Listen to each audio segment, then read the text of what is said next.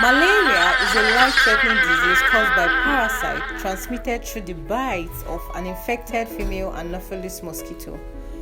These mosquitoes breed in stagnant waters, grown grasses and bushes around our neighborhood, and at night fly into our homes to bite and feed on the blood of humans, thereby causing and transmitting malaria. For us in the hospitals, we know that the malaria disease burden is so high.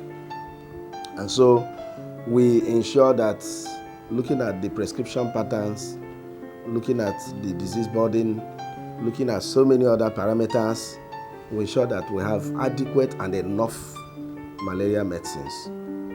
As a pharmacist in the hospital, basically we adopt two approach, which is one, counseling of our patients to give them the right information on what malaria is all about and how to prevent it.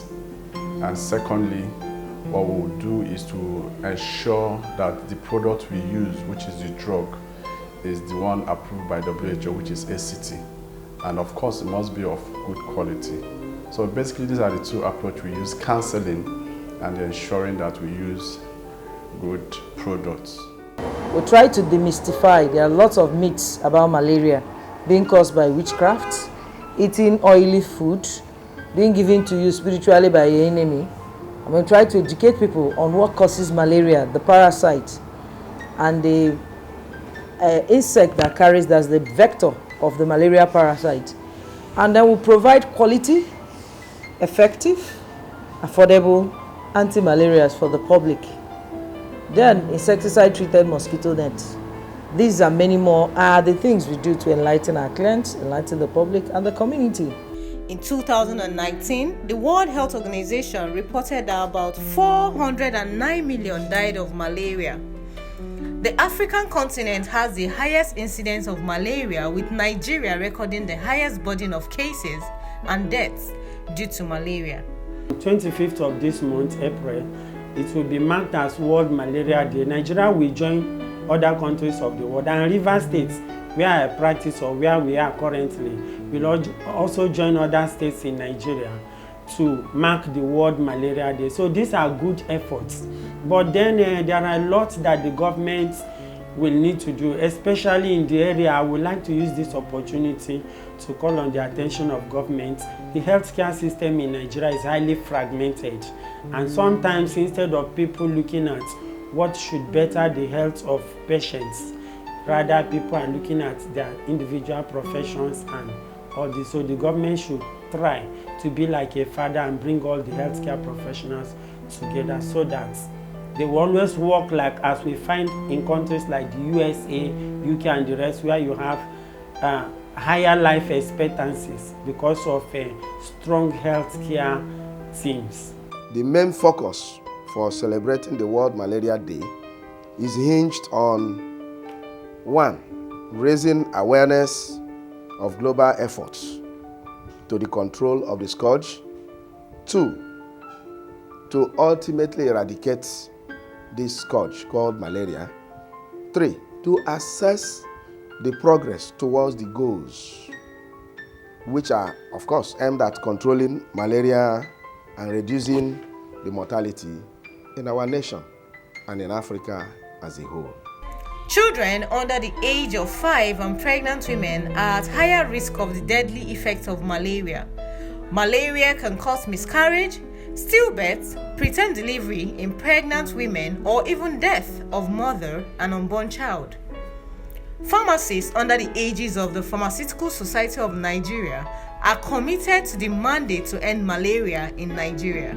Previously, you hear about distribution of free nets, and sometimes you hear about free anti-malaria treatment. But when we begin to answer what effects and to what extent has that gone, you find out that with all that government has done, a lot still needs to be done. Maybe a more sincere approach will help.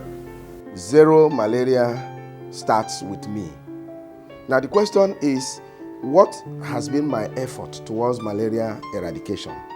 Have we really been doing well as a state or as a nation? Have we done what we are supposed to do individually as a country? Have we done it?